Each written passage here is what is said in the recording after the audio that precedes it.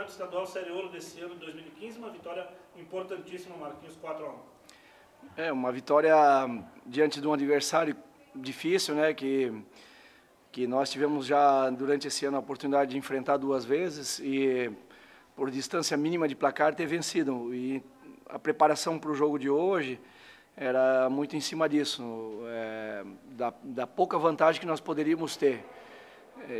Foi determinante, talvez, no momento decisivo, a ampliação do resultado, se afastando da possibilidade de derrota já aos 4 minutos, né? Eu acreditava que naquele momento a gente dificilmente perderia o jogo pelo score estatístico que a gente tem de gols sofridos, né? Então a gente se segurou um pouco nisso e aos poucos durante a partida fomos dando uma conotação de propriedade técnica, né? Em função das ações que particularmente se desenharam muito mais dentro da nossa equipe do que propriamente o Atlântico, uma proposta definida já desde o início de marcar a sua pressão e tentar explorar algumas oportunidades de contra-ataque, coisas que não aconteceram com frequência em função da boa posse de bola que a gente teve, né? Iniciamos falando sobre a utilização dos 2 pivôs em boa parte do jogo. Entre elas, dos 4 gols, 3 foram utilizados ali com os 2 pivôs. Como é que funciona essa situação aqui? Isso na minha cabeça, desde o ano passado, quando eu assumi a equipe, eu sempre entendi que a gente tem que ser mais multifunção, né? Uma equipe não pode ter características apenas próprias, né? Que a gente pode dar ao atleta a condição de ele executar mais de uma função. Então, durante os amistosos, como eu sempre reforço dizendo, nós miramos o resultado como algo secundário. A gente mirou muito a preparação, né? Então, as semanas sempre foram muito esticadas, um volume alto de trabalho, indo para o jogo até correndo o risco de o desgaste fazer com que nós perdêssemos. Mas foi a oportunidade que nós tivemos de sair um pouco daqueles câmbios simples, né? Sai back, entra back, sai pivô, entra pivô, sai um canhoto, entra outro canhoto. Eu acho isso muito pobre, eu acho isso muito vazio, porque o atleta tem que ser mais multifunção. E a gente experimentou durante um bom tempo, já em Cataratas, a utilização de 2 pivôs, tentando quebrar um pouco o sistema de defesa, tendo mais uma referência lá em cima, enfim. Também tivemos a oportunidade de testar um câmbio mais complexo, com 2 backs e, de repente, 2 pivôs também. E todas as alternativas elas acabaram funcionando em determinados momentos, o que deu confiança para a gente fazer no jogo, né? Eu não iria vir no jogo aqui e inventar alguma coisa que já não tivesse sido previamente trabalhado. E a gente sentiu confiança. Hoje, por felicidade também, a gente...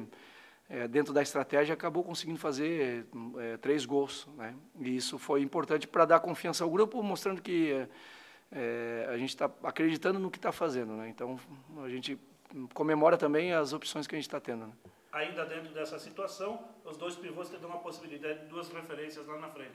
E o sistema defensivo pode dar uma vacilada nessa ocasião? Não, porque se vocês perceberem, a gente também desenvolveu alguns princípios de marcação no Rafa e no próprio Pito, né? Os gols que a gente fez também, eles roubaram as bolas na primeira linha de defesa já. Ou seja, eles colocam o pé na defesa mesmo. Colocam o pé na defesa, a bola estoura, sobra para eles, a gente contra-atacou. Então, é exatamente isso que eu tenho falado.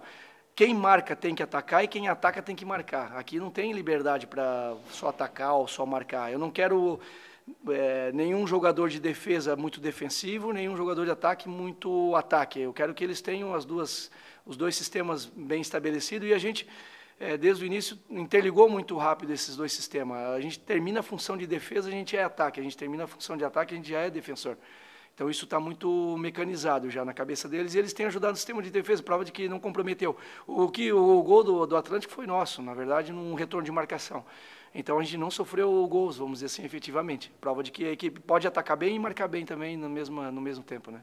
Já fazendo uma projeção para o jogo de segunda-feira, Murilo possivelmente seja um grande desfalque. Daí volta o Zico, é isso que a gente tem falado, né? Poder dar ao grupo uma sustentação sem exercer ao grupo uma pressão de ter que jogar lesionado ou com um problema que pode se agravar. Me recorro ao ano passado, onde aqueles que estavam no departamento médico eram muito pressionados pelo resultado dentro de quadra. Então, a gente está tentando fazer isso. Vamos dar liberdade, vamos dar tranquilidade para quem está tratando, tratar. Para não ficar aquele negócio de arma na cabeça do cara que tem que voltar no outro dia.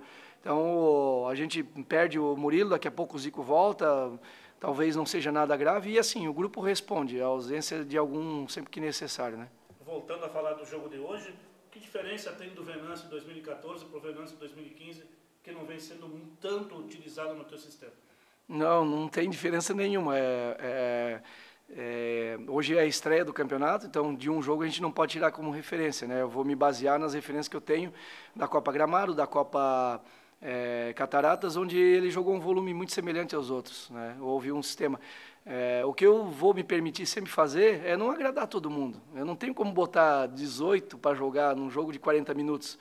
Se eu fizer isso, eu fraciono demais, eu dou pouco tempo para os outros e eu preciso de volume de jogo também, né, dentro da competição.